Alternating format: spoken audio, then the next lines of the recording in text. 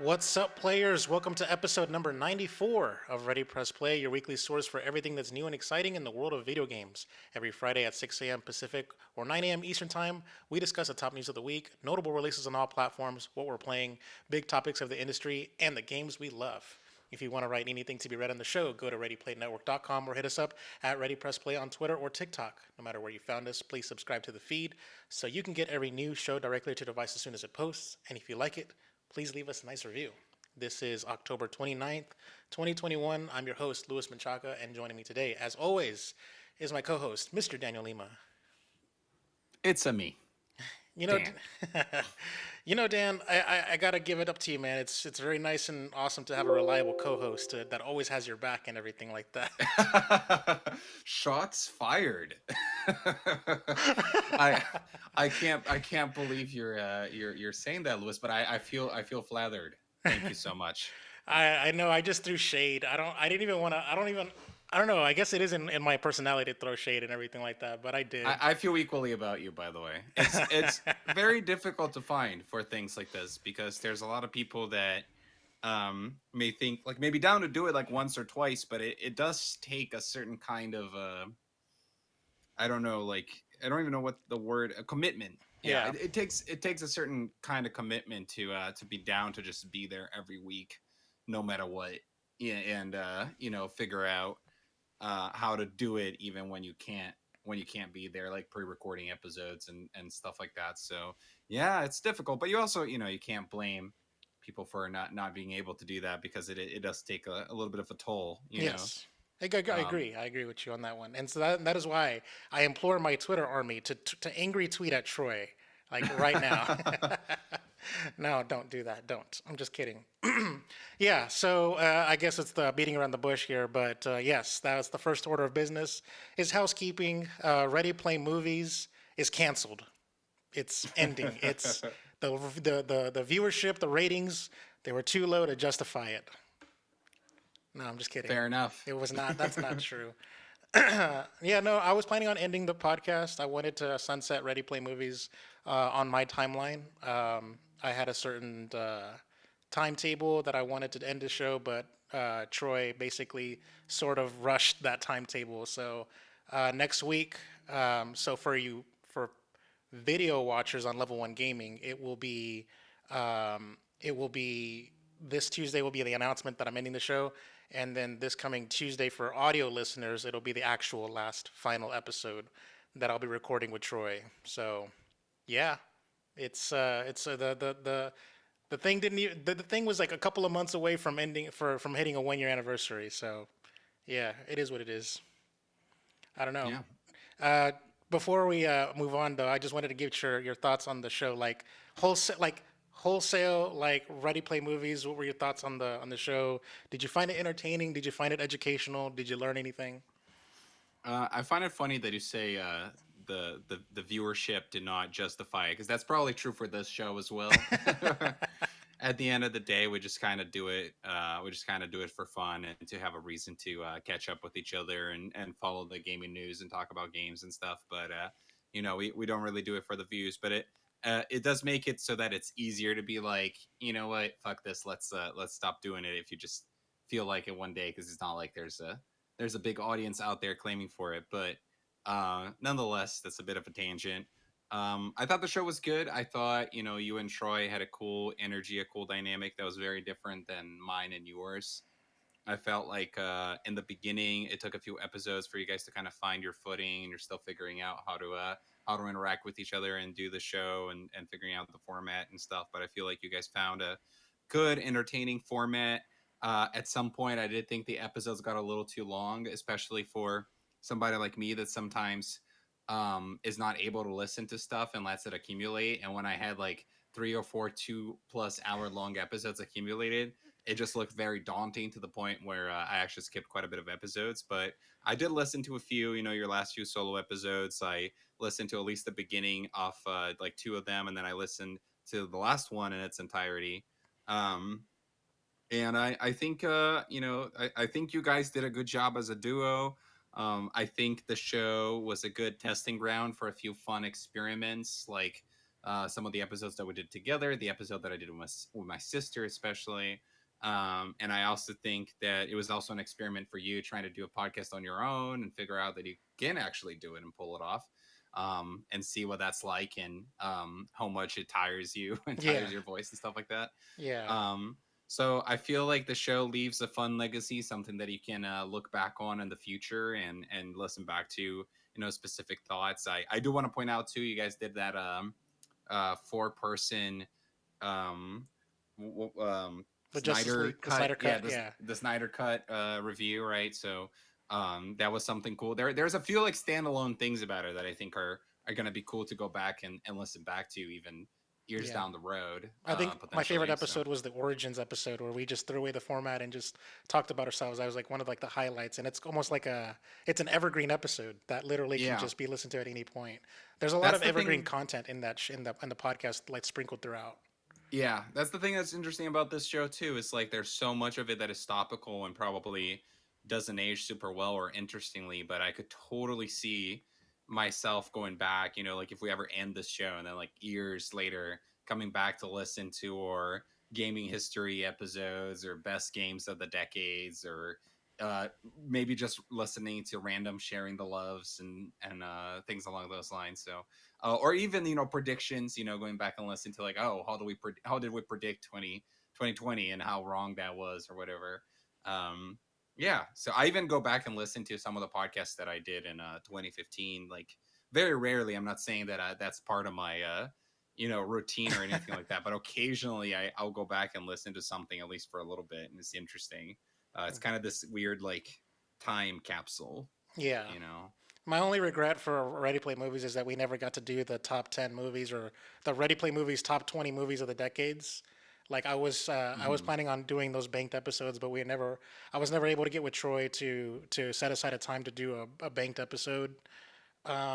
We never did a remote episode. Like we did remote like audio episodes, but we never did remote video episodes. And video required more financial investment for like webcam microphones and stuff like that.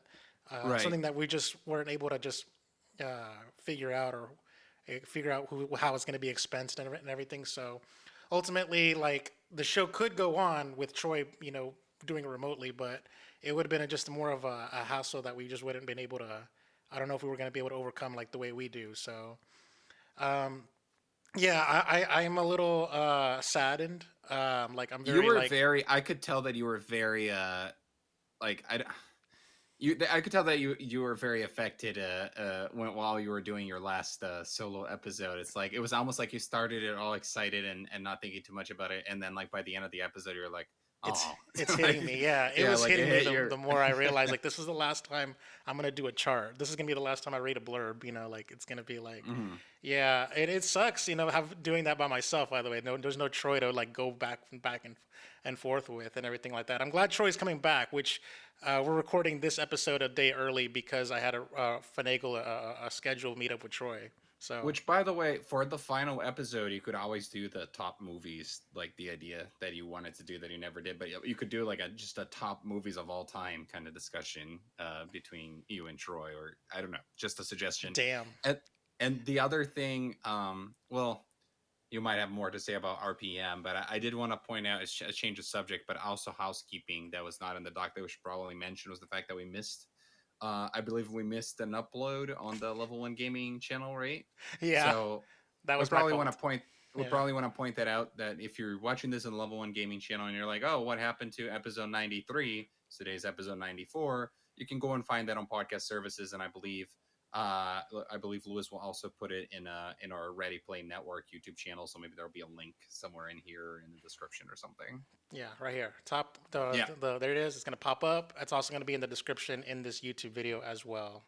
Mm-hmm. But yeah, oh yeah, and just one last thing here on the subject of what's happening with RPM. It is ending, but I am still planning on being on Level One Gaming, not just on this very podcast, but also I will hope to land the gig, and just fingers crossed. I hope to land a gig on a Level One Gaming's one of Level One Gaming's podcasts. Can't say really anything beyond that now. Um, Basically, if you guys are really good sleuths, you probably will figure it out. But I'm not going to say anything. My lips are sealed. I'm very bad at saying these things publicly because I don't know what's supposed to be a secret and what's not supposed to be a secret. So, it is what it is. So yeah, that's it for that. And we were. This is the most we've ever gone on housekeeping. So I'll go ahead and kick the show off. Actually, like for real this time, we'll go ahead and get on to the topics of discussion.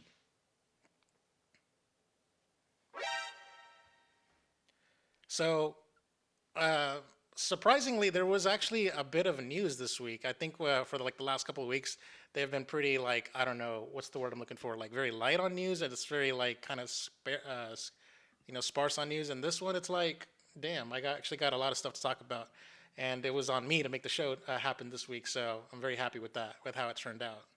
So the first things up is the state of play. Um, there was a state of play today, the day of recording, and it was basically it is a good way to what's it called? Set the expectations lower, right? Because the last PlayStation Direct was like had Wolverine and like the new Spider-Man trailer, and it was just like, oh my god, balls to the wall, great, God of War, all that stuff. This time, let's just like scale it back and make it so the next one is good. You know what I mean? I That's what gotta, I'm I thinking. gotta, I gotta ask you, Lewis. I didn't follow what the announcement was like for the state of play. I don't know if it was just if they set the expectations correctly for it. Because in my head, like I think people tend to get mad about these things, but I feel like more often than not, companies do go out and say it like, hey, by the way, this will be a shitty one. Okay, don't expect anything. Like they tend to say that with other words, and then people just kind of still run with it. So I wonder, like, what was the deal with this one? Whether they, they hyped it up and then people got disappointed or not. I haven't really followed the conversation around it too much because I don't even think there was much of a conversation around it, as far as I could tell. This feels like it just kind of came out of nowhere, and then it was like, oh, okay, this is all right. It was just like some small announcements and stuff, and it feels like I wonder if Sony could benefit from branching the State of Play brand into different sub brands, kind of how Nintendo did it with the directs and then the direct minis and the partner showcases and the indie directs and all of that stuff. Indie World and all Um, that stuff. Yeah. because most of the State of Plays have been like this, where it's like, here's a few announcements on some B tier games, or that's not, I don't mean that offensive, but like not like AAA. And there was like the one that was like, oh, like here's, this feels more like a bigger Nintendo Direct. Here's our first party lineup and stuff like that. So I wonder if it makes sense to really split those up into different, I don't know, different names. Tell you the truth, I don't even know if PlayStation has ever had a good state of play, like Well, the ever. last one was that the one with Wolverine and everything. Was that maybe that was not even a state of play? That Am I was not a getting that state of mixed up? play. That was a PlayStation Showcase or whatever they called it. Oh, okay, Yeah, okay. whatever the So I branding think was. they're doing it right then, because like the PlayStation Showcase, that's the one you want to look forward to. The state of play is just like small stuff. Yeah. Yeah, well, like the PlayStation Okay. Showcase usually tends to be like the hour long, and it tends to be the bigger stuff. It was Right. usually like the you know the showing off of the PS5 for the first time and things like that. It was like those bigger things. Hmm. But yeah, so as far as the actual news, we actually got an article pulled up from IGN. Everything that was announced, it says here. I'm gonna just sort of kind of like speed run it because really it wasn't anything to be like I don't know. Nothing really to ogle at. So Sony's latest state of play presentation aired earlier today, and with it came plenty of updates from third-party games coming to PS4 and PS5. Besides giving us our first look at the Little Devil Inside since June 2020, a brand new Star Ocean game called Star Ocean: The Divine Force set into PS4 and PS5 next year. So, Little Devil Inside was this? This is what do you call it? When I see this here, let me just mute that here. But when I saw this, isn't this like I guess this would be like the other big game, like quote unquote big game that people were sort of like I don't know excited for, or am I reading the room wrong on that one? This was the bigger one out of this state of play. It was the one they had at the end. They showed it for the longest amount of time. However, I had heard this name. I might have remembered seeing it at the PlayStation event last year, but didn't really stand out to me in any particular way. I'll pull up a quick description here. It is an upcoming action adventure video game developed and published by NeoStream Interactive. The game's single player and cooperative multiplayer modes both follow the professional and personal lives of explorers searching for monsters and supernatural events in a 19th century inspired world. It's coming to a bunch of platforms: PS5, PS4, Xbox One, Switch, PC, etc. So yeah, I don't have a lot to say about it, honestly. I didn't really think it was particularly, like, it didn't particularly stand out to me, but there's plenty of people out there that seem to be excited for it, so I'll power to them.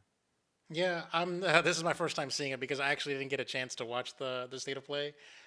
So it's got a cool ass art style. I will say that it's got like this chibi, like Paper Mario kind of hybrid thing going on with a little like darker tones to it. So it looks Hmm. cool. I don't know what to say other than that. So the description also doesn't seem to really like sell me on it either much at all. So I'd have to see more about what this game has to offer. But anyways, that being said, I'll keep it moving, keep it pushing.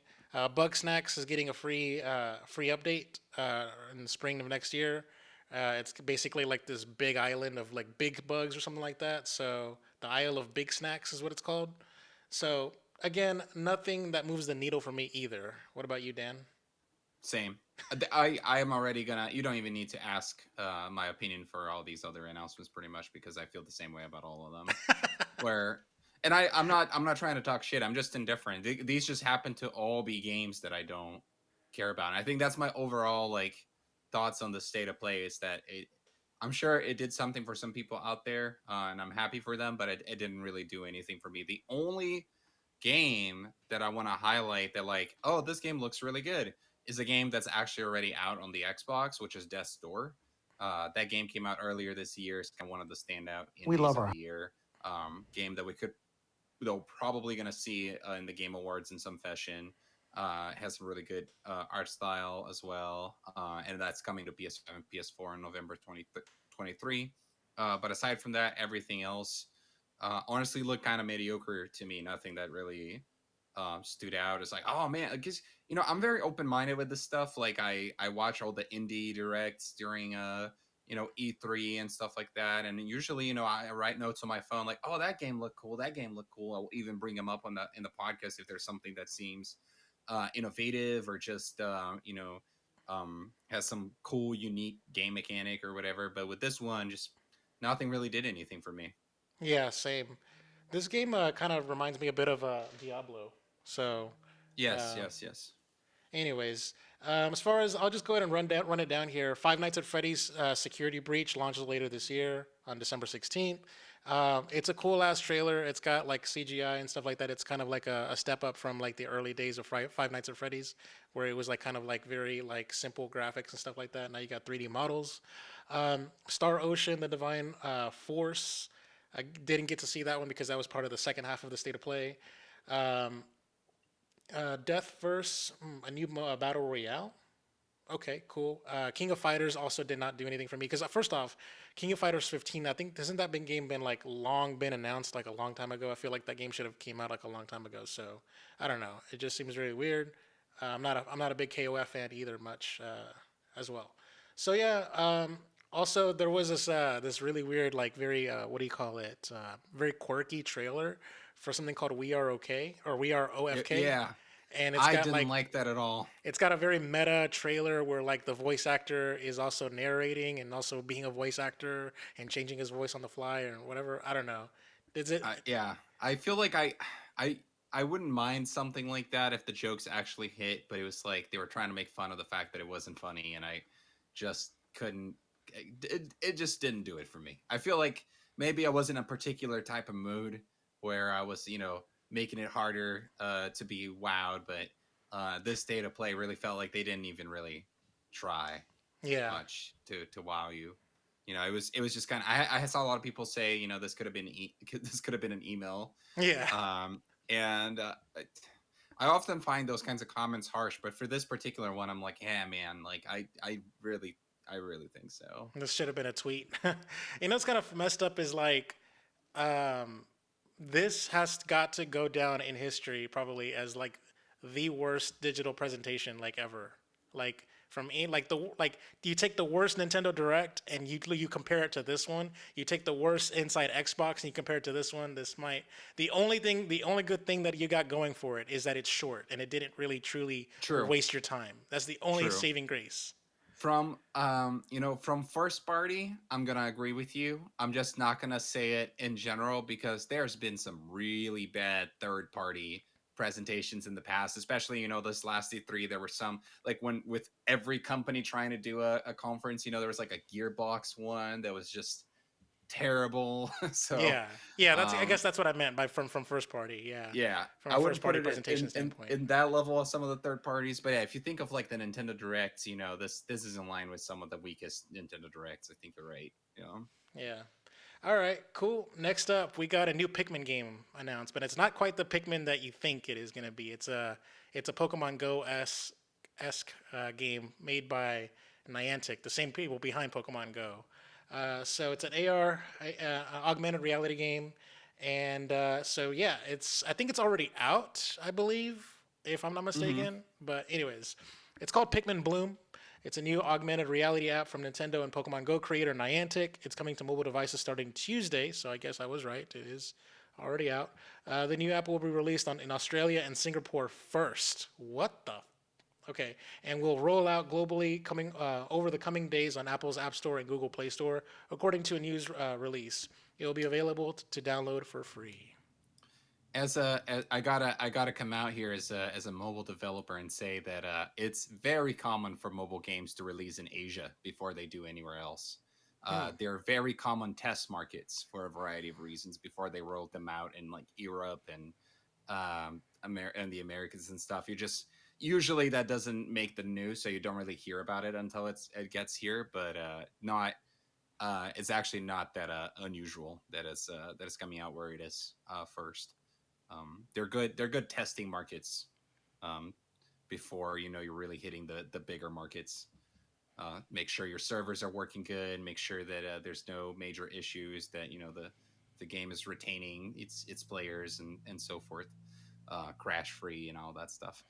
Um, yeah. So Louis, I actually I don't know much about this, to be honest with you. Like, what do you know what the gameplay of this is actually like? So it says here this app takes a more peaceful approach and doesn't involve fighting over creatures. In Pikmin Bloom, you plant Pikmin, which grow automatically as you walk. Then you pluck them. The more you walk, the more Pikmin friends you make. So it's basically like a real world walking app where you know how like in Pokemon Hmm. Go you're walking and stuff like that. Well, this one they want you to walk as well, and the more you walk, the more Pikmin you can like pluck off the ground from your screen by swiping, and so you have more Pikmin walking behind you virtually, and then they plant flowers. So Hmm. you're supposed to like sort of build your garden across the places that you walk in. You normally walk through. Maybe make a garden Okay. in your neighborhood or whatever. Okay. I mean, it's kind of a neat idea, but I with these AR games, I find it that um it's gonna be so hard for another one to hit in the same way or even close to how Pokemon Go hit, because Pokemon Go just had so much going for it at the time that it was released. I mean, just Pokemon characters in general, which are universally loved by anybody under under their 30s probably at this point. And the fact that they were using the first generation Pokemon that are the ones that everybody knew, that it was the first game of its kind. Really, there was Ingress before, but I mean the first one to have some kind of popular and big marketing appeal behind it. And I feel like now I don't know if any other company other than Niantic or even Niantic themselves are going to be able to hit that same combination of factors again. And with Pikmin, I mean, honestly, compare Pikmin to Pokemon as a franchise, and it's not. I'm gonna say something that we sometimes say in Brazil is like an expression, but like they can't even eat in the same restaurant. You know what I mean? Like it's like in the restaurant where Pokemon eats, like the Pikmin can't even walk in. You know what I mean? Like Wow. they're in a. I love Pikmin. I love the games. I just mean as a franchise, like franchise recognition. franchise popularity, they're in a different echelon, you know? Yeah. So it's hard for me to believe that this could hit. Because, like, over here, you got, Mario, and you got, Smash Brothers, and you got Mario Kart, and you got Pokemon and stuff. And then under it, actually, you probably have, like, the Zeldas and the Donkey Kongs and, Animal Crossing somewhere in between and all this other stuff. Like, think about how many steps down, below that Pikmin really is. And I say that as somebody who absolutely loves Pikmin. In fact, I was thinking about doing a sharing the love on Pikmin and stuff. But yeah, it's just the reality. So I'll be surprised if this hits. We'll have to see. Yeah, they're definitely not in the same league. That's for sure. And it's I mean, I think with Nintendo, they generally tend to like let their games on mobile be like essentially operate as brand ambassadors for like their games. So like they want you to, you know, get easily hooked into Pikmin, so that way you can buy the next Pikmin game on the Switch or Yeah. whatever. I don't know. It's but yeah, let me read to you the article here because it actually tells you the gameplay. So, walking with your Pikmin also leaves a trail of blooming flowers and gives your Pikmin the chance to collect items. There are no new Pikmin in this game, but they will collect outfits that they can wear. As they collect specific items like fruit, you can use it to feed your Pikmin. Feeding them will then cause flowers to bloom on their heads, so that you can use it to plant even more flowers on your walk, allowing you and others to plant virtual gardens all throughout your city. And I'm going to skip to this next paragraph, and it says Pikmin Bloom is trying to be more about celebrating mundane memories. A key part of the game will be a journal that allows you to reflect on your day. So each day, the app will allow you to count your steps and will generate a journal entry that gives you the option to add photos and create a little entry. And there's even like this article even has like an example of what the entries would look like, and with like a little scrapbook, very cutesy, very I don't know, artsy. I don't know what's the, but yeah, it looks cool. It looks like, I don't know, a stripped down version of Pokemon Go that also has like the simplicity of that one survey app that Nintendo did. I forgot what it was like. Mitomo? No, not Mitomo. Oh yeah, yeah. That was Oh, Mitomo. Mitomo. Oh, Yeah. okay, yeah, yeah. So it's got like this scrapbook thing reminds me a bit of Mitomo. So yeah. Yeah. I will say this. I do applaud Nintendo and Niantic for making this game. I think it's cool that they're continuing to try to innovate in the mobile space, to try to pursue AR projects, to try to push people to go outside and go on walks and have a healthy lifestyle. Nintendo has been doing that in some way or another ever since the Wii days. So it's cool to see. It's cool to see it. It's cool to see another attempt to edit. And I will say that Leah has recently come back to playing Pokemon Go. She's actually playing it pretty regularly right now. So I'm gonna try when this comes out. I'm gonna try to download it and have Leah download it as well, and see if we can get into it. And I'll bring some thoughts in the podcast if we do. Okay. All right. Next up is all these Nintendo news. We have so much of it, and we're gonna tackle it one at a time here.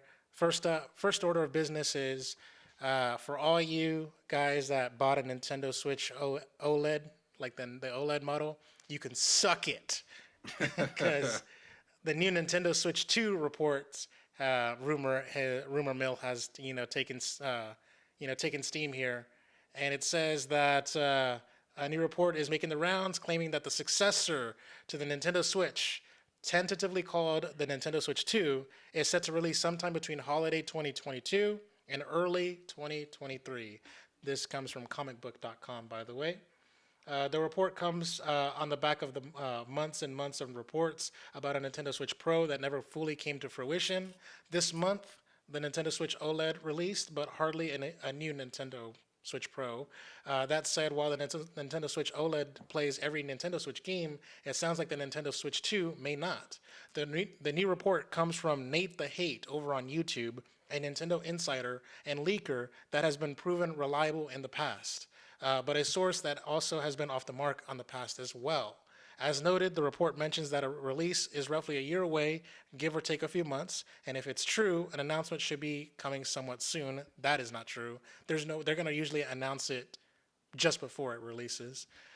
In addition to leaking the console and its release window, the report also mentions that it currently isn't backwards compatible with the Nintendo Switch, the Nintendo Switch Lite, or the Nintendo Switch OLED games. Of course, this is bad news for those who own a Switch and any number of games for it. However, according to the report, Nintendo is working on remedying this issue.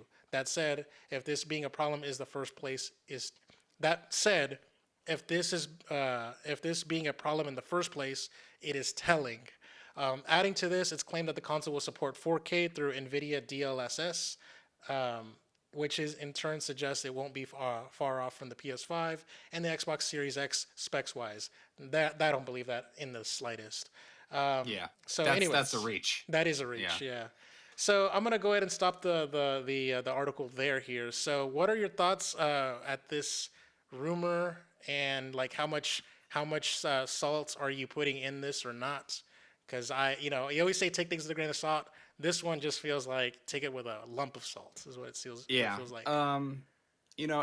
If this turns out to be true, I'll just come in and say I told you so, because I've talked about it in this podcast after well, first I predicted that the Switch Pro that came out this year would not be what people expected, even though I didn't know what that would be.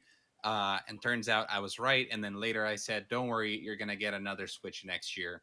And I still believe that, because the way I look at it is that people tend to think of the Switch as the replacement of the Wii U, the replacement of the console business for Nintendo. I look at it more as the replacement of the handheld business. It's really both, but I almost look at it more of a like the Switch is the successor to the 3DS more than it is the successor to the Wii U in my head. And Nintendo always made a lot of versions of their handhelds. They always liked putting out new colors and new special editions, as well as iterations and options. The high end option, the low end option, the bigger screen option. And I think that will be true for the Switch. I think every year we're going to get a new Switch. And I'm pretty sure that's been true ever since the release already, because we had the original Switch, then we got the Switch Lite, then we got the Switch with the longer battery life that was not really advertised, but it was a model revision, and then we got the Switch OLED. Like 4 years, four Switches. I think that's gonna keep happening. At some point, it's gonna be one that is more powerful. Which so far we have not gotten one that's more powerful yet. At some point, we probably will. At some point, we'll get a bigger one. At some point, we might get one that is the home console experience only and doesn't. I don't know. There's a lot of possibilities, a lot of different directions they could go. Now I will say this: I do think a priority for Nintendo will always be to be able to price themselves competitively when compared to the other consoles. And when I say competitively, I mean cheaper. And for that, mostly for that reason, because they're going to want to be cheaper, and they're going to want to profit off on the console, which the other manufacturers oftentimes don't. I find it very hard to believe that we'll always see a Switch that is comparable to the home consoles of from Microsoft and PlayStation. What I Yeah. mean by that is that maybe we'll only see a Switch that's as powerful as the PS5 when the PS6 or the PS5 Pro is out. You know, Yeah. so Honestly, I would just like to see a Switch that's as powerful as a PS4. That's yeah, really all I yeah, yeah. want. Um, but yeah, like the regular base. Hell, give me a regular base Xbox One in terms of power. I can handle 900p. So, but yeah. That being said, yeah, I'm a little, I don't know, hesitant about that. Like, I think that would be very like this is self assuring to me hearing this news because I didn't buy the OLED, so Right. it makes it like it makes me feel more justified and vindicated hearing this and stuff like that. And I mean, besides, like honestly, like the reviews are out. The OLED is good if you're a first time Switch buyer, and it's not really Right. like the only justification to replace your Switch is if your launch model is a little long in the tooth, But I have my launch model and I'm gonna stick to it. So Yeah, I'm in the same boat. I have a few more things to throw out there, though. In the past, Nintendo had two branches of their business, and at some points they had three, meaning that they were getting money. They were selling DSs at the same time that they were selling Wii's, right? Now they're only selling this one machine. They've kind of unified both of the branches in one. So they need to get even more creative to be able to sell just as many units, right? So even though you may look at the Switch and the Switch is a runaway success, they can't get too comfortable because success for Nintendo probably also means basically selling as many Switch units as they were doing DS and Wii combined month over month, right? Because they've unified it. So they're probably trying to figure out ways to lead people to buy more than one Switch or have more than one Switch per household. I think that's definitely something that they're pushing for and will continue to push for. So we might see things like switches that are very good at one thing, so that you may want to have two. We have a Switch that's very good at being a portable machine. Now with the Switch OLED, it is the best portable Switch, right? Because it is the one that has the best portable screen. Could it be that the next Switch is the best docked Switch? So the idea is that you have one that stays docked while the other one is the one that you take with you or whatever. I don't know. That might be a bit of a stretch, but I'm just saying they seem to be trying to push people to buy more than one Switch per household as well. My only question here is regarding the rumor. Like, why would Nintendo be prototyping a successor to the Switch that doesn't have backwards compatibility? It doesn't, like, what if they just got rid of the cartridge port? Like, what if they just there's no cartridge slot at all? Would that would be utterly insane to me. Yeah, yeah, I don't know. I could only see them doing that if they're seeing that most people are going digital or something, or they want to maybe create a digital edition of the Switch because they're seeing the digital PS5 and the Series S, and so maybe they want to be in that space as well. Well, I mean that, Um, and also like the cost to manufacture the cartridges are expensive.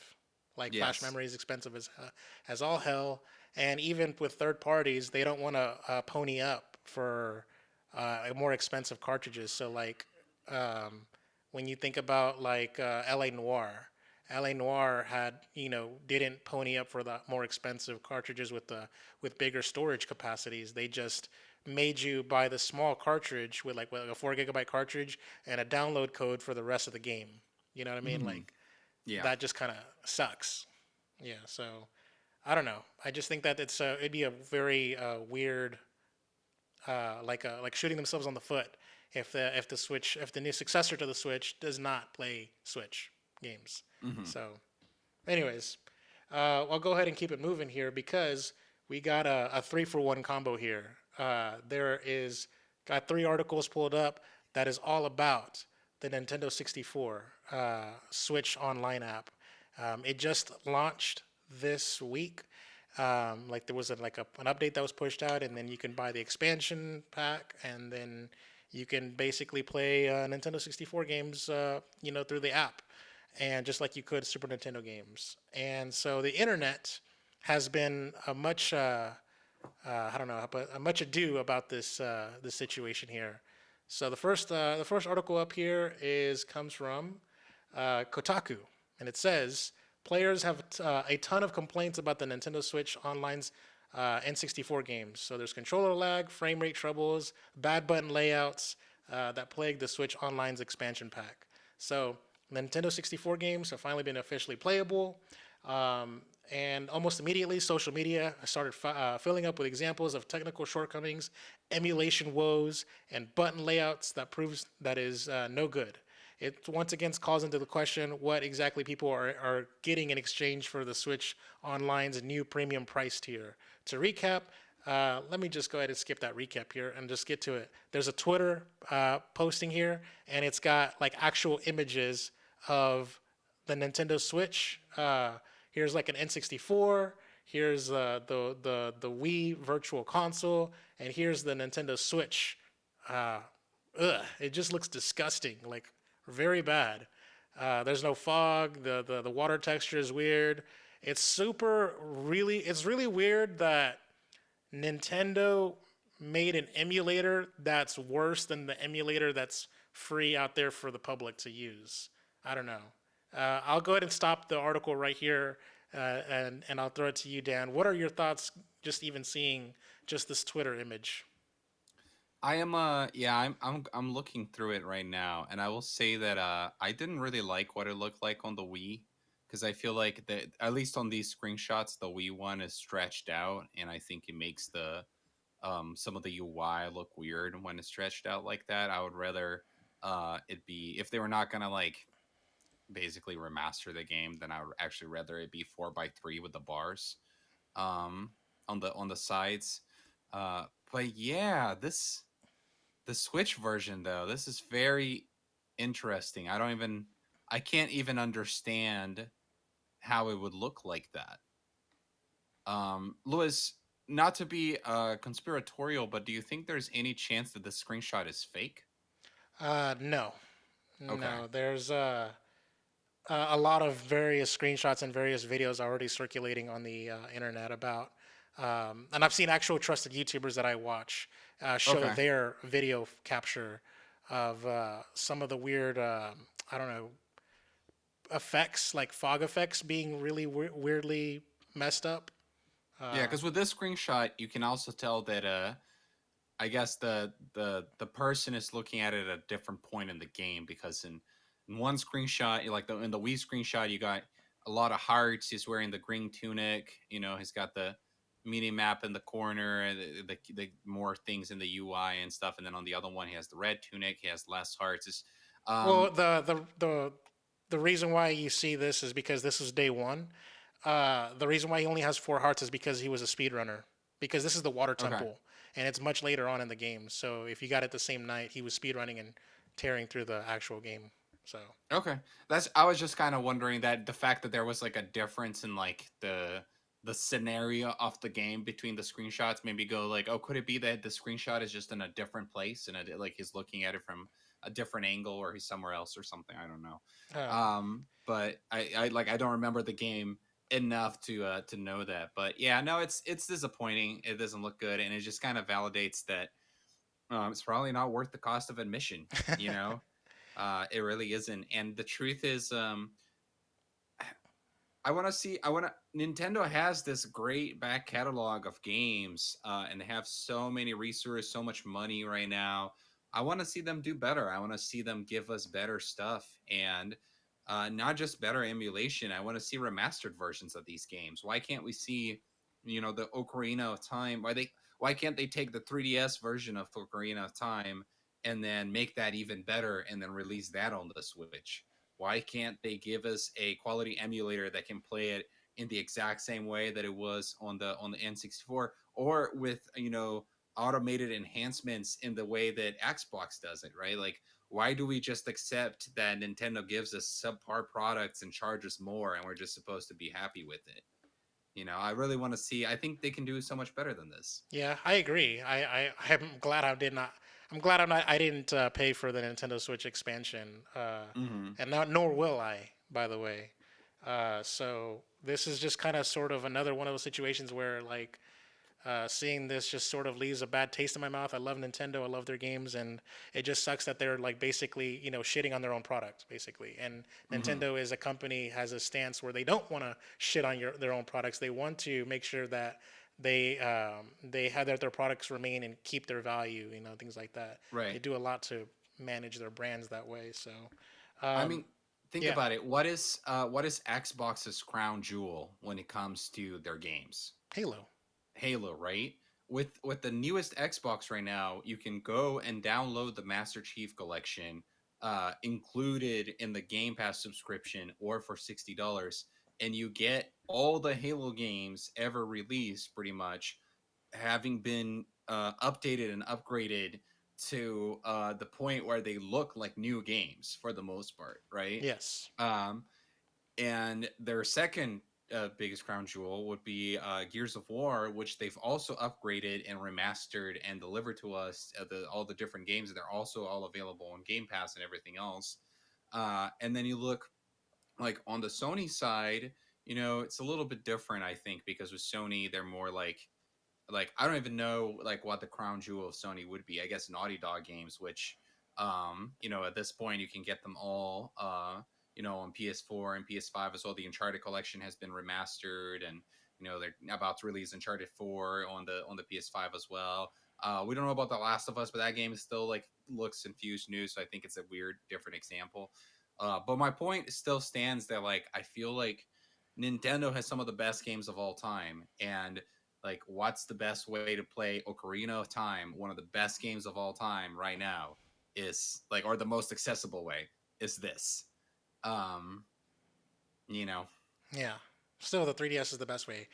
But yeah, yeah, I'm gonna continue on with the article here because it actually gives a little bit more context to what I was talking about the screenshots. His sure. speedrunner ZFG1 shared a collection of screenshots comparing the game's infamous water temple across the original Nintendo 64, the Wii U Virtual Console, and the latest version of the game. Fog, draw distance, and water textures are all worse on the Switch version. Quote, it might actually be worse than the Wii U Virtual Console, ZFG1 wrote on Twitter. Damn, those are some shots right there because the Wii U Virtual Console was pretty trash when it came to emulation. So it says other speedrunners have also been taking the expansion pack version of Ocarina to task. A clip going around from Mutant Aura shows the game chugging while running around Kakariko Village until it crashes altogether. Another clip by Tofu shows a bunch of input lag while using the unwired Switch Pro controller. Based on the video by Game Explain, it takes several extra frames for Link to swing his sword after pressing the button in previous versions. Ocarina of Time isn't the only game running into issues. Seemingly sluggish frame rates on startup have also led to spooky intros from the likes of Super Mario 64 and Mario Kart 64. The latter is also missing a bunch of fog that had previously masked some of the uglier aspects of the game. One of the draws of the expansion pack isn't just the ability to play classic N64 games on the Switch, it also the chance to play them online, something that wasn't an option before. But players have similarly been encountering a bunch of frame rate and latency issues while trying to race against friends online. And I did see beat 'em ups. You know, he had online. He was playing Mario Kart 64 online at split screen, and it was just chugging. And there was full like the music was just cutting off and not even playing the actual music for the tracks. Like it was like a ghost town. It was very eerie sounding.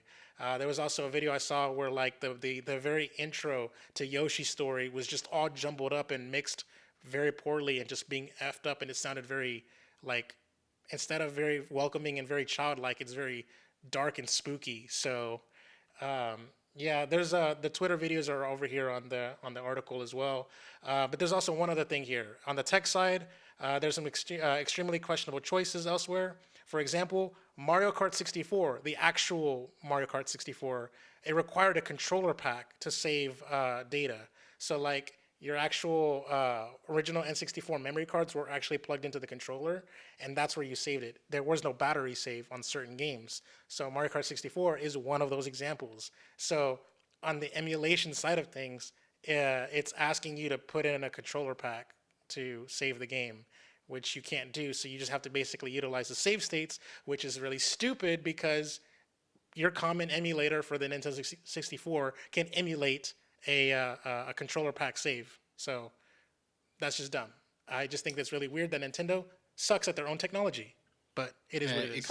it almost comes across like this whole thing was just rushed, and um there would be there's so much better ways to do all this stuff, and there's part of me that wonders if it wouldn't have been best for Nintendo to do more of a PlayStation Plus like system where you pay it and then every month you get a few games that you can claim, and it's like every month it's like an NES game and a Super Nintendo game and an N64 game and maybe even like a Switch game, like an indie game or something like that, and you just kind of claim them to your library, and then because they're not giving you a bunch of stuff at once, but rather just like a few games every month, maybe they're able to put in some resources that actually, testing them thoroughly and making sure that, everything is set up the way that it's supposed to, where they have a department that's just kind of setting the, like, almost kind of um, giving those games the treatment before they're delivered, as opposed to just like, here's a bunch of N64 games, but then we also didn't even test them.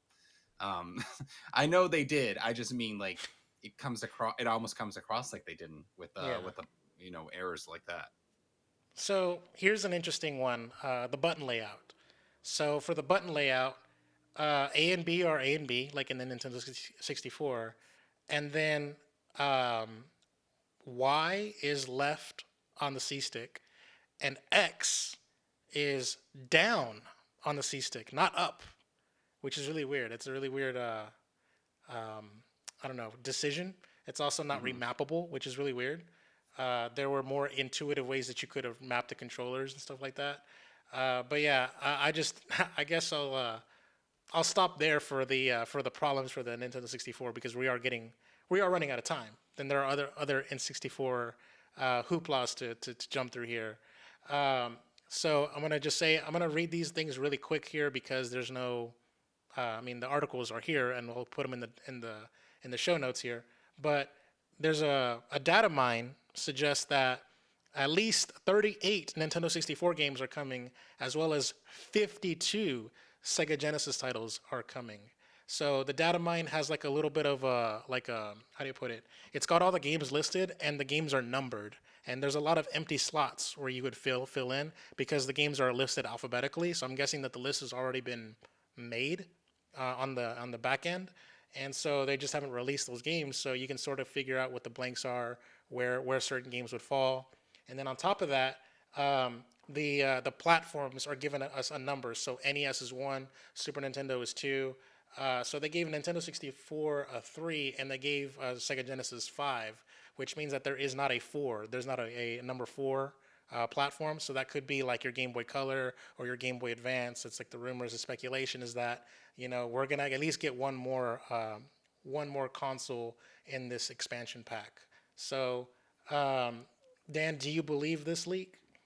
Yeah, no, that all sounds pretty accurate. I would just say that these lists may not necessarily represent what we ultimately get, but more what they intended, right? So they could have come up with a list of all the the dream list, all the Nintendo 64 games they want, and then kind of numerate them in the back end and kind of set things up. But it could be that there's some of those games that they're still negotiating deals with if they're third party, or that they might still be looking for the ROM or whatever. You know what I mean? Like, so you could always see a situation where there are games that were intended that in the list that never actually come out.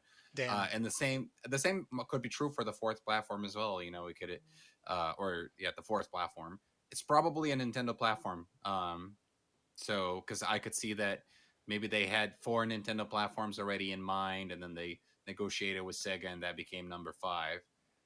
So yeah, maybe Game Boy, maybe something else, maybe Okay, GameCube. and finally, this last bit is a rumor, pure hearsay, but it says here that Nintendo Switch Online expansion's high price point is probably because of Sega. It's Sega's fault.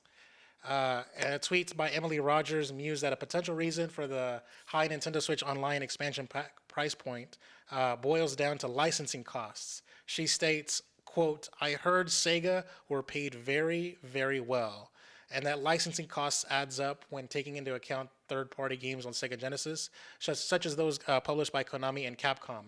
Rogers claims that the price could also be related to Sega's allegedly low game sales on the Wii Virtual Console service. A reason that she indicates is why Sega didn't bring any of its games to the Wii U Virtual Console. So, Dan? Do you believe that Sega is the reason for the price?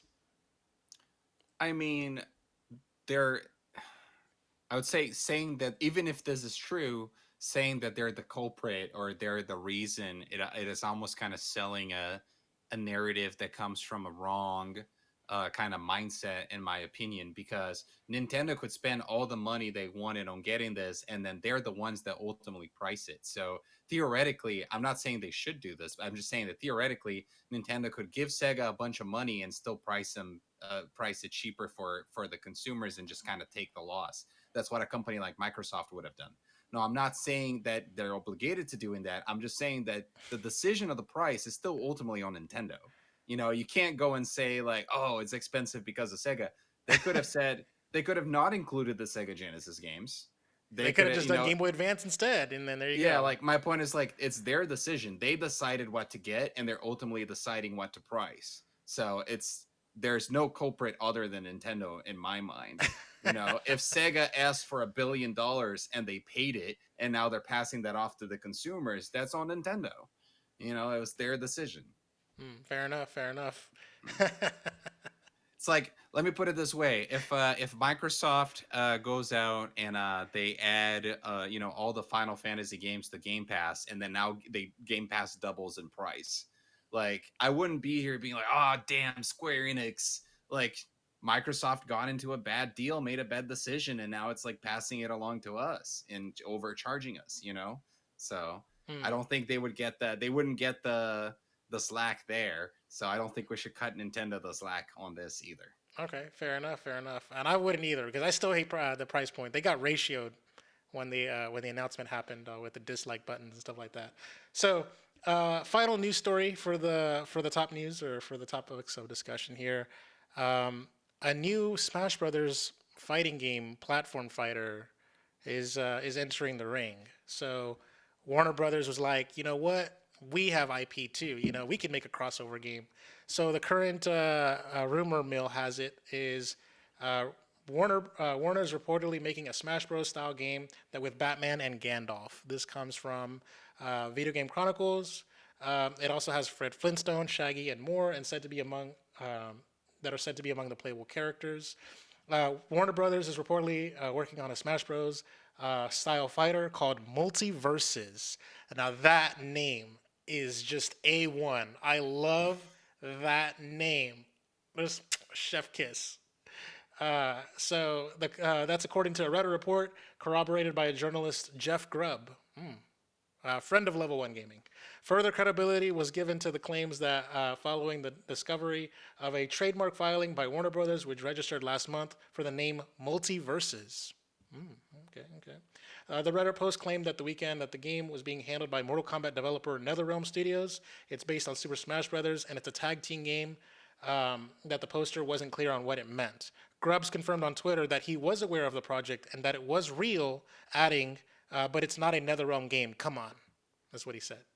So the report had claimed in August that NetherRealm was already working on Mortal Kombat 12, prioritizing it over its DC superhero series Injustice due to the uncertainty over its future with the parent company WB Games. According to Multiverse's claim, the list of the characters in Multiverses includes Shaggy from Scooby Doo, Gandalf from The Lord of the Rings, Tom and Jerry, Batman, Fred Flintstone, Mad Max, Johnny Bravo. Okay. The leak claims that one of the inspirations for the game was Ultra Instinct Shaggy meme, in which fans designed Shaggy from Scooby Doo to look like he was in Dragon Ball.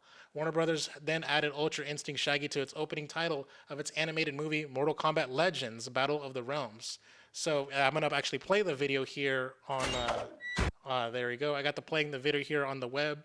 On the for you video watchers, you can see like Shaggy saying "Get over here" and pulling Batman or Batman, pulling Scorpion into that little Warner Brothers logo. It's freaking dope. So um, now I just wanted to say before I kick it off to you, Dan, there is a YouTuber, a pro Smash Brothers player. He's like the number one melee player last year, like in the 2019 rankings. I think he's fallen to number three. But Hungrybox is one of the realest Smash Bros. Players ever. Hungrybox reported himself, like he broke certain news stories when he got inside sources coming to him and telling him, and he was reporting, and he reported several things that were not on this article. So I just wanted to go ahead and say and add to it as well. According to HBox, it's going to be cross-platform. It's going to be free to play. It's going to have voice acting, and it will also feature possibly LeBron James because of Space Jam: A New Legacy, and it will have Rick Sanchez from Rick and Morty as well. So, yeah, I just bombarded you with a lot of information. What are your thoughts? Well, first let me ask you. I when I was scrolling through Twitter today, I saw what looked like a leaked Character select screen. screenshot from the character select screen. Do you know Yeah, if that I was was gonna pull that real? up next too, but yeah, Okay, okay. So you can go and get that because there's I some already extra have it. characters there too. I have it right here. This is absolutely insane, and it would be awesome if it was true. I think between this and Nickelodeon All Stars, it makes me wonder uh, why and how interesting it is that we're seeing this kind of weird renaissance of Smash clones because we had Smash and then we had PlayStation All Stars. Oh, we've had Smash for a long time, and then at some point PlayStation tried to do their own, and it wasn't very good. And then I know there's been some on the indie space and everything. But then we just had Nickelodeon kind of surprised us all, and it just recently came out, and we're talking about it in the podcast. And now we got this other story that seems very reliable. I'm pretty sure this is very true. Um, And this would be ridiculous. This would be even more ridiculous than Nickelodeon is. Seeing freaking Gandalf fight Shaggy, Tom and Jerry fight Batman, Mad Max fight Johnny Bravo. Like, what kind of ridiculous game is this? And with the free to play, that honestly, that just makes me even more excited for it, because despite the fact that I love these ideas, I am not somebody that would go out and spend $60 to buy the Nickelodeon game, for instance, like you did. I would not do it for this either. You know why, Louis? Because at the end of the day, I don't have people to play these things with. So it's not like something that I feel compelled for. Like, in fact, nowadays I very like it takes a lot for me to be compelled to spend $60 in a game. When I get, I have access to hundreds of games already through Game Pass and my huge PlayStation Plus digital collection and everything else. So yeah, I think this would be the way to go for this. I almost feel like in this weird way they want to compete with the Fortnite, just in the sense that Fortnite is this online multiplayer game that just brings characters from a bunch of different franchises in a ridiculous way. And I think they would want the same level of like, oh my god, like Johnny Bravo was just added to whatever the name was, forgot the name of it right now. MultiVersus. Like, oh, Johnny Bravo was added to MultiVersus this month. We've got to go and check it out and spend money to get him and stuff. I think that would be the business model here. So they want to go for that like hype-inducing licensed stuff. I even think they might not even keep it to just WB characters. They could be bringing in like other like characters from movies that they can license and stuff like that are not necessarily being used for anything else. So I don't know. I'm just all around excited. I think all of this is good news to me. Yeah, I'm a little upset by the free to play model because when Hmm. I think of free to play, I'm thinking that this game is going to be even more expensive than Smash Bros. Ultimate was, plus Mm. its base game plus its DLCs. Like it'll probably be more expensive that way because they'll be able to charge on a per character basis the entire roster. You know, Hmm. uh, so like I think that would be like a money pit right there. That's my only concern. Like think when I think of like Brawlhalla, like Brawlhalla only gives you like 6 characters, and then the rest you have to like grind and pay for and everything like that. So I'm not really I'm not really excited for that. I'm excited at the idea of multiverses. I love the name.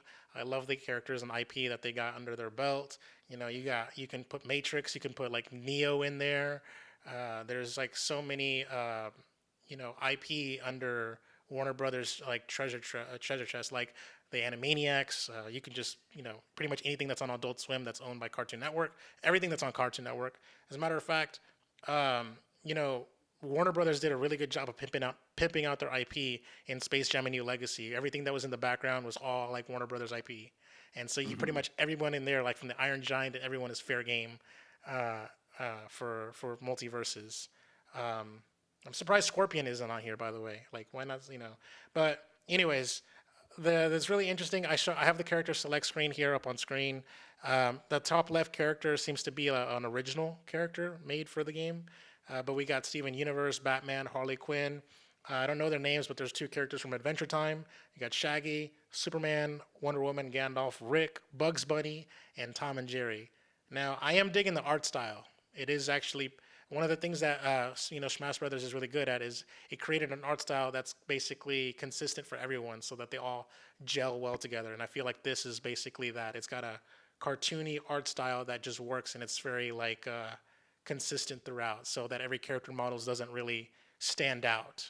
So, but yeah, have you seen the character select screen? Like, or what are your thoughts on the selection here? Yeah, I don't have it pulled up right now because I don't have access to what you're showing. But I did see it on Twitter earlier, and I think it's a great selection. It's a great starting point. I think this is the kind of game where I think the way they're going to do it is you have a few characters unlocked, and then they're going to be selling them on a character by character basis, like you said. And I think we're going to be seeing a new character every month. And you're right. There's just so much to pull from. I wasn't even thinking of the DC characters, but just think about how many DC characters there are, and how they could just keep like they could have a different DC character coming up every month, and that would give them new characters for years just on that alone. If you think of Hanna-Barbera characters like Bugs Bunny as well, like there's also a wave of characters in there. So there's honestly so much they can do with this. This could be, honestly, this could be bigger than Smash Brothers. I'm not saying it will be, but it could, if they do it right. That's why I was highlighting the fact that it's free to play too. I knew you wouldn't like that because you're right. It's probably gonna end up making the game more expensive. But why give all this away for $60 when you can basically have a Fortnite in your hands where people are spending hundreds of dollars in your game a year for years to come? You know, That is so evil. so God, just I'm just oh saying. my I'm god, just saying. damn. Yeah, you're right. You're right. I mean, how much money I spend on Fortnite just on skins? Now we can actually Yeah. play as the characters. Like Jesus.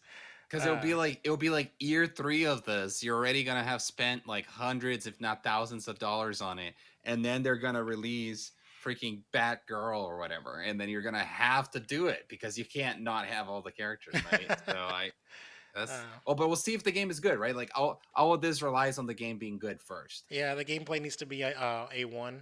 I'm not really a fan of Brawlhalla as far as its gameplay. It's very floaty. HBox's video, his thing is that according to his sources, is that it plays like Brawlhalla. So Mm, not sure. You know, I would say the closer it is to Smash, the better. Like the more you deviate from Smash, the worse. hmm. Like talk to PlayStation All Stars Battle Royale, and then you'll know. You know what I mean? Like if you try to do your own thing too much, then that's gonna be a bad thing. Like Which with this becoming a trend again, it might also be about time we see a new PlayStation All Stars Battle Royale. By the way. you know what? They need to. So yeah, well, that's it. Gonna be it for the topics of discussion. I'm gonna go ahead and kick it off to extra news. There are 13 items on the list, a baker's dozen. Number one, GTA Trilogy's physical edition on Switch, which is published by Nintendo, will require a 25 gigabyte download. Those bastards. Number two, a rumor. A Wu Tang Clan RPG is in the works at Microsoft from the new studio Brass Lion, and it's said to be working on a Wu Tang Clan lore on a game with the Wu Tang Clan lore. Number three, NVIDIA's GeForce Now streaming service is now available through Microsoft Edge, enabling Xbox owners to play PC games on their console. Although Death Stranding is a notable exception, those bastards blocked it out. Number four, Nintendo puts a warning on Mario Party Superstars minigame to not use a palm to rotate the left stick and to not irritate your skin and avoid damaging the stick. So back in the olden days on the Nintendo 64, you people had to they rotated the controller like that, and they caused like a burn, like a friction burn on the palm. Then Nintendo actually had to give away gloves for free, and now they're just putting that little warning on the actual game itself within like don't use your palm. So that's very funny. I thought that was very awesome. Number five, a Sonic Mania sequel was scrapped due to a clash between Sega and Evening Star Studio. Those bastards. Number six, in an effort to move towards the future, the 343 Industries is shutting down servers for Halo games on the Xbox 360 in January. Again, those bastards. Number seven, Xbox hardware revenue is up 166% as Microsoft continues to battle supply constraints. Number eight, a new listing on Steam's database appears to suggest that Sackboy: A Big Adventure is coming to PC. Number nine, No More Heroes developer Grasshopper Manufacturer has been acquired by Chinese publisher NetEase Games. Those bastards. Number 10, Overwatch character McCree will officially be renamed as Cole Cassidy on October 26th. Blizzard has announced. Number 11, Blizzard has canceled its next BlizzCon event following the sexual discrimination and harassment scandal, which has tarnished the studio's reputation. I don't even know how to feel about that. I was the first going to be like those bastards, but maybe not. Number 12, check this out. Xbox released a 6-minute Halo Infinite campaign overview trailer on the Xbox YouTube channel. Link is going to be in the show notes, of course. And finally, the last thing is the roundup. Grand Theft Auto: The Trilogy Definitive Edition remasters will launch digitally on November 11th and physically in December, I believe December 7th. Nintendo also has delayed Advance Wars 1 and 2 reboot camp to spring 2022. Dan, what do you want to react to? Louis, I think it says a lot about the biases of our podcast that we spent so much time discussing Nintendo 64 games on the Switch, a state of play where nothing new or exciting was announced, as well as a new Pikmin game on mobile in the week that the campaign for Halo Infinite was finally revealed. After after many years of speculation and expectations, after a whole year long delay, this is like what the internet was reacting to over the last week, and to us it's a mere check this out at the end of our extra news. um You know what? You could have vetoed it and you could have moved it up to topics of discussion. You could have bumped Pikmin if you wanted. I considered it, but you know what? I figured that it was fair because I don't even know if you watched it. I was just watching it right now before we went live. I watched it. And you know what? It looks like Halo. I like the which we had already seen before, but I like the hook shot thing that they have, the grappling hook. I think that seems to add a lot of like it makes the gameplay a lot more dynamic. But aside from that, to my eyes, it very much just looks like more Halo, which looks great. I'm excited for it. I'm sure it has the potential to be a great game. I don't see anything in it that feels like it's going to reinvent the franchise or anything along those lines. Like I don't think this is trying to do to Halo what Breath of the Wild tried to do to Zelda. I think this is just supposed to be a really cool, awesome, polished new Halo with a few new things. And we'll see whether that's enough to make it a Game of the Year contender, to make it reinvigorate the franchise, or not when it releases less than 2 months from now. Now, like a Yeah. month and a half, basically. I watched the trailer all the way through when it first came out that same day, and I was impressed by like just how pretty it was, and better Mm-hmm. graphics than last year's showcase. So it's a step up, and it looks fun. It looks very exciting. It looks like they're sort of retooling the formula. Whereas like since I all of my Halo experience seems to be Halo One, so keep in mind that with Halo One, it's all like basically a hallway. It's corridors. It's very like linear, Mm-hmm. and I imagine that the other Halos are pretty much also invisible walls and corridors and stuff. This is very much looking like a semi-open world, like kind of like with that Last of Us chapter where it's in Seattle and Yeah. it's very big and you can sort of navigate how you want to navigate. So I like the scope. I like what's on display here. So it looks really good, you know. Mm-hmm. Um, and as far as like my excitement, I'm already kind of generally excited already as it is. So I'm not Right. even more excited. My general hype level is already at set to standard. And as far as the Game Awards mentioned that you mentioned about winning Game of the Year, I don't even think it's going to be eligible because I think it comes out in like December, so it'll Oh, you miss might be right. it'll miss the Oh. deadline. Oh no. Oh no. That's unfortunate. That's unfortunate because if the game turns out to be really great, then it could have had a shot, especially in a year like this year where I feel like there's not a lot of other Competition. universally beloved games. There's a lot of games that came out that people like. There's Deathloop who's a big contender. There are games like It Takes Two that I think are also like me. People might have forgotten by that point, but it is one of the best reviewed games of the year and stuff. But yeah, that sucks because if it comes out in December 8th and it misses the eligibility range, then that means that it's only going to be eligible for next year's. But by the time we get to next year's voting, then well, number one, next year is probably going to have bigger releases God to of War. for it to compete with, like God of War and Horizon and other games like Breath of the Wild 2 and everything else. And then also people probably might have forgotten about it by that point. Although this Halo is supposed to be a live service game, so who knows? Who knows? Maybe this is a Halo game that will win Game of the Year 2 years from now or something.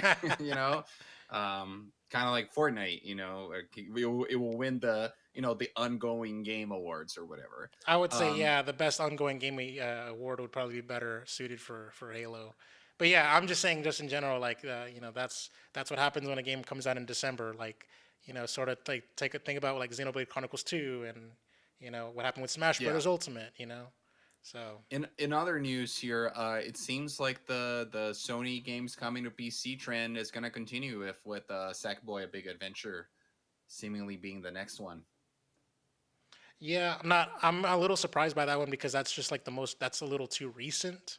Yeah, But also, I don't even think it really moved the needle when it came to the launch of the PS5 because everyone was talking about Miles Morales and Dark Souls to care about that that one. might that might have been a game that just didn't sell that well, and I feel like that might be why they're accelerating the process there. Like, hey, like, um, maybe they broke even or just didn't profit as much as they wanted to, or even lost money, and they're going, hey, let's just spend some months in here, put this on PC, and then try to get our money back. So that we could be looking at that situation over there. And now, just wanted to ask you, Dan, did we already cover that the Xbox 360 Halo games were already shutting down? Is this the second time they're announcing it, or are they announcing like a Yes. new date? No, we already covered it. I think they're confirming the date now. I don't know. You added this to the extra news. I just found the link for it. This was reported on just a few days ago, but I remember we covered this before. It must have been like a new date. Maybe like if we reported on it, it might have had like an earlier date or whatever. Right. And now they're just saying, okay, now it's in January. So I think they moved. I think it's a likelihood that they just moved it so we have more time with it. But Which, to be fair, that's the kind of shutdown that I think I'm totally cool with because you can play all of those games on Xbox One, no problem. It is really like I don't think there's a lot of people out there that are playing the original Halo games online on the Xbox 360 in 2022. And they gave us a heads up months ago, and now they're giving us a heads up again. I think that this is the right way to do it. If anything, all these games are not dying; they'll still be playable on Xbox One and Series X and everything else. So I feel like this is like Microsoft is almost giving us a lesson on how to do this right when compared to other companies. when it's just sudden and out of nowhere. Yeah. All right. Yeah, I think that's pretty much it as far as extra news goes. Um, so Dan, I believe it is time for me to give the show over to you. Yes, it is. What are you buying? So going through our new releases and updates here, we got a few notes to hit up first. From Resident Evil, Chris Redfield and Jill Valentine skins are now available in Fortnite, as well as a Joker dressed up as Batman and Timothée Chalamet and Zendaya as their characters from the movie Dune. So plenty of new licensed characters hitting Fortnite. Did you already grab those all of I them, have Lewis? I have all of them. I straight up got all of them in one go. The Batman, he's crazy. Like it's literally the Joker. Like, and you can see his smile, like this big teeth, and he's got like this Batman cowl going on, and it's like his name is the Batman that laughs, is what it's called. It looks really dope. Dang, that sounds scary. A new version 2.0 update for the PS5 exclusive game Returnal has come out, and it added a system that allows players to temporarily save their progress and shut down their console, a feature that a lot of players believe should have been there from the beginning. And they also added a photo mode. Dragon Ball Z Kakarot was dropped on Stadia. And then we got a new update to Doom Eternal, update 6.66. It added a horde mode. The arcade style mode has players defeating waves of demons to unlock new weapons and challenges, competing online through seasonal leaderboards. Completing all the encounters and puzzles unlocks over 7 new skins, including the Doom 2 Slayer and the Biker Slayer. Cool.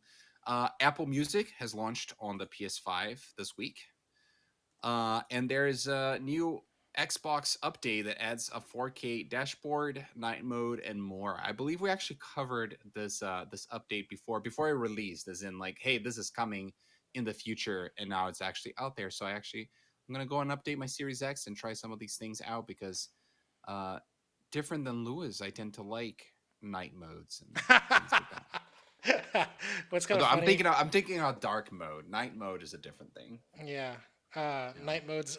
So yeah, what's kind of funny is like with my Xbox, since I have my Series X hooked up to my TV and it's a 4K TV and the text just doesn't look sharp. It's like it's a 1080p like menu and stuff like that. So I'm glad that they're finally, redoing the menu to support 4K output. I think that should have been there day one, if anything. But now we'll That's a have good point. extra crispy text. So yeah. Yes, indeed. Yes, indeed. So now let's hit up our new releases here over the next week, as we always do. Starting with October 29th, which is the day of release of the podcast on audio feeds, we got Mario Party Superstars coming out exclusively on the Switch. A Superstar collection of classic Nintendo 64 boards. Calling all Superstars, the Mario Party series is back with 5 classic boards from the Nintendo 64 Mario Party games. Race to get the most stars and sabotage your opponents on boards like the Stellar Spaceland or the Spooky Horrorland. Party at your own pace by suspending a game and picking up right where you left off. The tides can turn quickly in Mario Party, so stay vigilant, partygoers. All modes can be played online too. Play 100 classic mini games from the Nintendo 64 and Nintendo GameCube games and more in MT mini games, I think it's like mountain mini games. mountain mini games. All right. We got a game called Unpacking coming out on the Switch and PC on November 2nd, same day as World War Z is hitting the Switch. Then on November 3rd, we got Bloodshore coming out on the PS5, Xbox Series, PS4, Xbox One, Switch, PC, iOS, and Android. Damn. So pretty much every platform known to man. Then on November 4th, we got Just Dance 2022 coming out on PS5, Xbox Series, Xbox One, Switch, and Stadia. Just Dance 2022, the ultimate dance game, is back with new universes and 40 hot new tracks from chart topping hits to greatest classics. Looking to share some fun with friends and family? Just Dance 2022 is for you. Exercise while having fun, create your own routine with sweat mode and custom playlists. Get a dance party started, team up with your friends, and show off your moves in co op mode. In that same day, November 4th, we also got The Binding of Isaac Repentance coming out on the Xbox Series X and S. That is a DLC content expansion for The Binding of Isaac Rebirth. And Where Cards Fall is coming out on the Switch and the PC. Cool. So, Lewis, I'm guessing the pick of the week is the new Mario Party game, right? Is obviously Mario Party, but what's kind of really weird is like it's so interesting not seeing Just Dance like coming out on the Wii since I'm so used to like the Wii still being supported for Just Dance. So I'm surprised they didn't do that. But yeah. All right. Got a selection of good things on sale, stranger. So we're gonna go through our broke gamers guide here with some free games and deals and all of that good stuff. And we'll start as typical with our free games in the Epic Game Store. Although we are recording earlier this week, we are recording on a Wednesday. I almost forgot about that. So Among the Sleep will not be available anymore when people hear this podcast. We covered the last week. As long as this doesn't change, the game that you guys should have for free instead is Dark Complete Edition. That should be free from October 28th to November 4th. So let's pull this guy up here and see what it is. Dark tells the story of Lloyd, a boy who finds himself in the middle of a lucid nightmare. Unable to wake up, Lloyd has to face his fears and decipher the meaning of the dream. This looks like almost looks like Inside a little bit. It's like one of those dark, scary puzzle platforming kind of games. I'm not gonna lie, this is This actually video looks fucking tripping balls like straight yeah, up. Like this is very interesting. This looks like something that actually has some I don't know, has some potential here. and it's perfect Uh, for Halloween since it's coming out on Halloween yeah, weekend. yeah, perfect. It was originally released in May of this year. Cool. Yeah. So go and grab that in the Epic Game Store. And I need to get claim the Among the Sleep because I forgot to. So definitely gonna do that tonight. All right. On the Nintendo store, we got a Ubisoft sale. Some of the things that you can get here are Mario plus Rabbids Kingdom Battle for just $15. Scott Pilgrim versus the World, the game complete edition for just $7.49. I gotta go and get that. That's half Uh, off. Damn. yeah. Immortals Phoenix Rising is $24. Assassin's Creed 3 Remastered is $15. The Rebel Collection, which includes Rogue and Black Flag, is just $20. Monopoly for Nintendo Switch is $10, and Family Feud is $15. Good stuff. There's also a Capcom Halloween sale that includes a bunch of Devil May Cry games, some Resident Evil games, some interesting stuff there too. Looks like the Jackbox Party Pack 6 is on sale as well. Lewis, anything else you want to shout out from the Switch? There was one other thing that I noticed here. Okay, first off, there's Warner Brothers is having a Halloween sale as well, so Mortal Kombat 11 is like discounted. But the more interesting thing that I saw here is that Danganronpa, the uh, the upcoming Danganronpa releases, they're on a digital pre-order sale, which is Oh, insane. interesting. So you can get the games. I think what is it? Is it 10% off? From the looks of it. So like instead of $20, it's $18. Instead of $30, it's $27.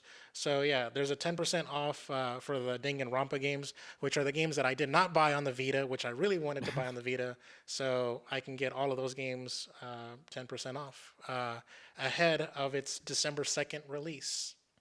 So that's a very well early bird special there going on. All right. Now, onto the PlayStation Store, we got a Halloween sale here. Save up to 75%. We got Resident Evil Village, which just came out earlier this year. You can get for $40 now as opposed to 60. Biomutant you can get for under $40 as opposed to 60 as well. Friday the 13th, the game is just 374. Resident Evil 2, the remake is 15.99. Resident Evil 7 is just $10. Little Nightmares 1 is 749. Men of Medan is 989, while Little Hope, which was the second game in that series, is 14.99. Anything else that you want to shout out, Lewis? No, it's pretty standard fare. A lot of these games are the games that we tend to see a lot on these sales, anyways. So yeah, Okay, sounds good. There's also November savings. Actually, I want to shout out a few other things here in the PlayStation Store. So, Deathloop seems to be 34% off. So if you have a PS5, you might want to go and get that. Now, oh, this is interesting. I wonder if this is a mistake, but I clicked on Deathloop, right? The on the sales page, and then it shows Deathloop PS5 $40, but then there's Deathloop Deluxe Edition $52, but the Deluxe Edition says PS5 and PS4. interesting. So I wonder what's up with that. That does not sound right. It's not a. I don't think it's on PS4. Let's see here.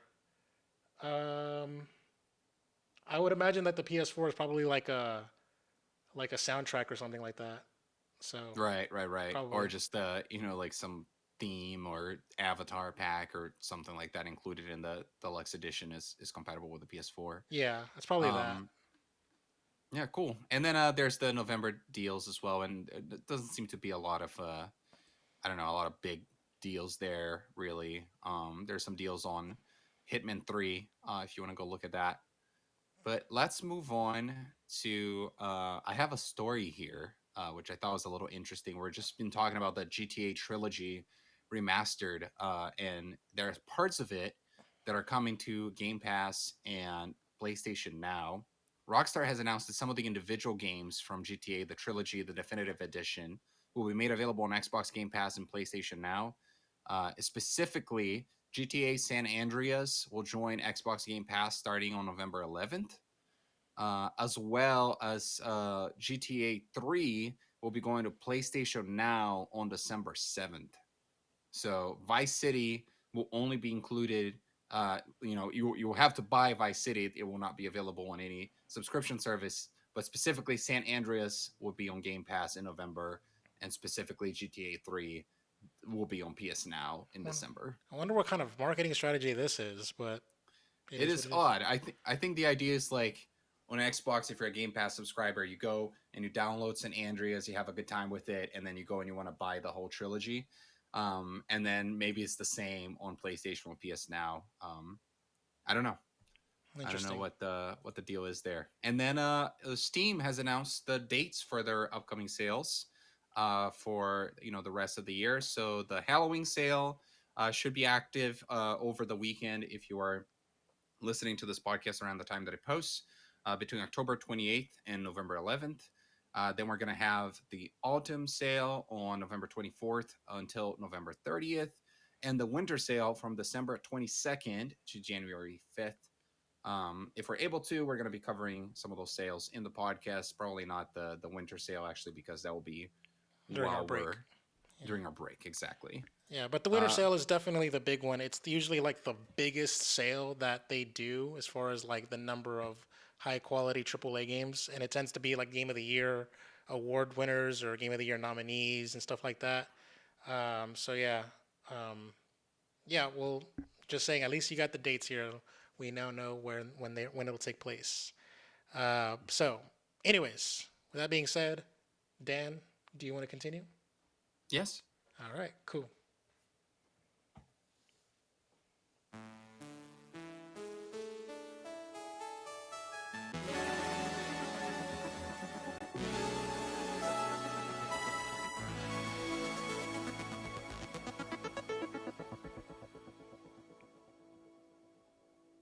So, sharing the love is a segment that we forget to do almost all the times.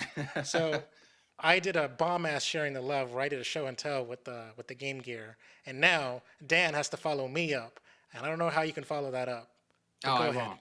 and I take it won't. away. The truth is, I've ran out of stories a long time ago.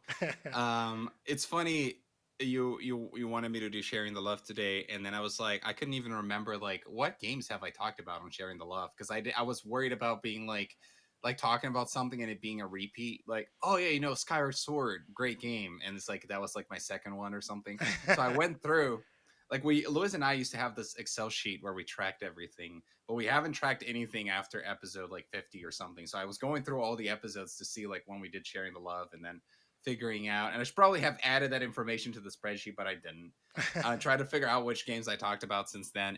And did you know, Liz, that we've only done like this entire year of 2021, we've done sharing the love less than 10 times, Fair enough. and I think it's like 8 times, and it's like one of them is Leah, and then there's Dallas and Hugger and Kyle and Kyle, and then you did it like 3 times, and I've only done it like once, actually. Oh Like, my or god. actually, you did it 2 times.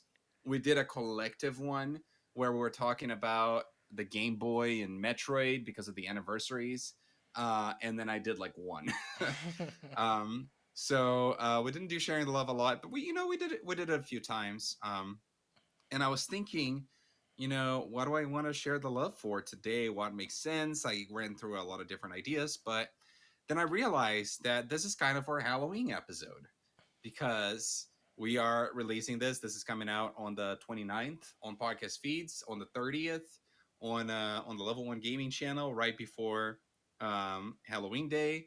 And so I was like, I got to do something that kind of has to do with Halloween, and I want to just kind of share the love for a game that we've talked about in the podcast many times. So it's not going to be super original. It's not going to be, super unexpected, but it is, in my opinion, one of the best, like horror games that I play. One of the most fun horror games that I played, which is Until Dawn, the PS4 game Until Dawn. Um, and the thing about Until Dawn is that I actually played through the game twice.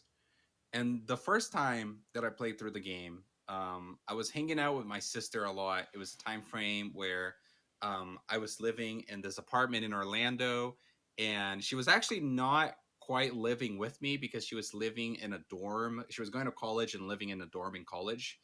But she would come and hang out in my apartment, and we would, or like I would go and see her, um, like near like where she was going to college and stuff. And there was this time frame where she was hanging out with me, and I just happened to turn on Until Dawn. I was like, oh, let me see what this game is about. And then she just kind of sat next to me, and she's not somebody that's typically into video games, but she got really into it, and she was like, oh, do this, do that, like pick this choice, pick that choice, The and just kind backseat of, gamer. yeah, like the backseat gaming, like playing the game with me that way. I think I even gave the controller to her at some point for a little bit, and then she like tried to play it for a little bit, but she got too stressed and then gave it back to me. But she didn't really know what she was doing. But she got like really into it. She got so into it to the point where I would be tired. Like it was like we played it for like hours and hours, and that game is kind of long actually. Like if you think about it, it's not like a 5 hour experience. I think that game is actually closer to being, I don't know, maybe closer to like 20 hours or something. And we played late into the night to the point where I was like, I'm kind of tired, Gabby. I want to go to sleep. And she'd be like, no, let's keep going. I want to see what happens. She was like, she was engaged with it like she would have been like in a show. And eventually, we went to sleep, and then I think this was like over a weekend, and then I woke up the next day, and she's like, hey, do you want to play more Until Dawn?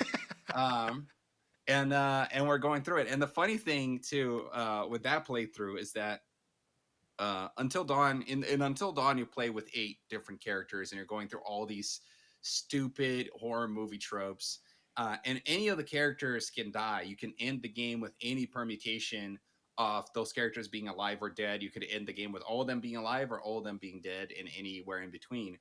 And we were doing a pretty decent job at keeping almost everybody alive up until like the last quarter of the game. And then in the last quarter of the game we lost like 6 of the characters basically. We like Oh my lost. god. It was like so frustrating. Like I just kept making bad decisions and losing people.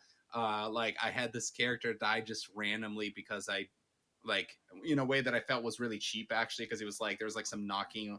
I don't want to spoil it, but there's like some knocking coming from somewhere, and if you go investigate it, this character just gets killed immediately. And then eventually, even on the final part, I lost like 2 people there too. And we had this, our movie almost, our story almost had like a sad ending, because we ended it with like 2 people alive, right, and everybody else just dead. Most um horror movies just end with one that's girl, true, that's one true. girl living, like the final girl, like the um trope. and that was a fun experience that we shared, and she really liked it. And then we watched all of the, I think there was like bonus content where you could watch like behind the scenes, like talking with the actors and stuff, and watched all of that. And up to this day, it's just one of the few games that she remembers or talks about. She'd be like, oh yeah, like Until Dawn or whatever, like, if we're talking about a game or whatever, or something. And then, but the fun thing about Until Dawn is that it is actually a very fun game to replay as well, especially if you give it a little bit of time to where you don't remember the entire story, because there are different outcomes and different ways to end it. I actually went back to it a few years later, during Halloween time, during the Halloween month, and I played it with Leah. Once again, I was playing the game, and then she was next to me and telling me what to do, and like, backseat gaming with me. And then I went through the entire thing again, and I didn't remember half of the details of the story. Remember some of the beats. And then this time, since it was my second time playing it, I tried harder, to not lose people and to keep everybody alive. And it was so like difficult, and I was so tense when I was getting to these moments where I knew that I could lose people very easily. And I actually was able to end the game in that second playthrough with everybody alive. Oh, And there was something kind of interesting about that, which was that it almost felt like it was a movie with no stakes at that point, because it's like, oh, all of that happened and then everybody's alive at the end. Like nobody, like. And it's funny too, because there's the side character that you don't play as, that dies in the story, is like some random character that lives in the village or whatever. And when you get to the end of the game with everybody alive, they're all talking about, like, because they have different lines that they can use in that scene. All the characters are talking about, like, oh yeah, and an X died. uh and it almost feels like, who cares? Like, like, it's just like the extra died, okay. um, but yeah, I just think Until Dawn is a very special game. I think it is, like, it is not. I don't even know if it's particularly like innovative with anything that it does, because it just kind of takes what Quantic Dream was already doing it with, Heavy Rain and stuff, and just kind of maximizes it. But I feel like it was so well done, and it's so cheesy. The story is so bad in a great way. That's really making fun of horror movies, and it's a perfect. I just think it's like a perfect Halloween game. It's like a perfect game to play over the weekend, on Halloween.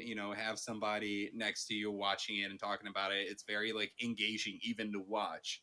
And even if you're not playing, and also that game was the first time that I saw Rami Malek in something, and it was what introduced me to him as an actor. I might have seen him in stuff before, but not known. And since then, he's blown kind of up. blown up. He's in all sorts of things now. So I often think about that too. Like whenever I see him in anything, I'm like, oh yeah, the guy from Until Dawn. Like, I think his name was Josh. Yeah, Josh from Until Dawn.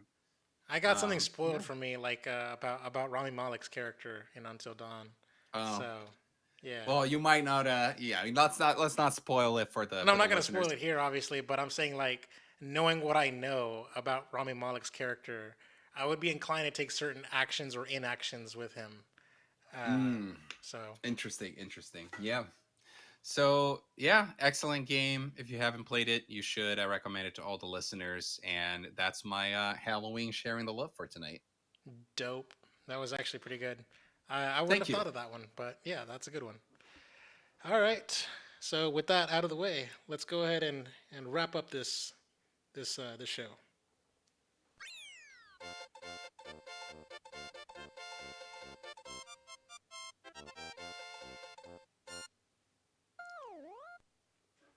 So it is time to end. Thank you so much for joining us for another episode of Ready Press Play.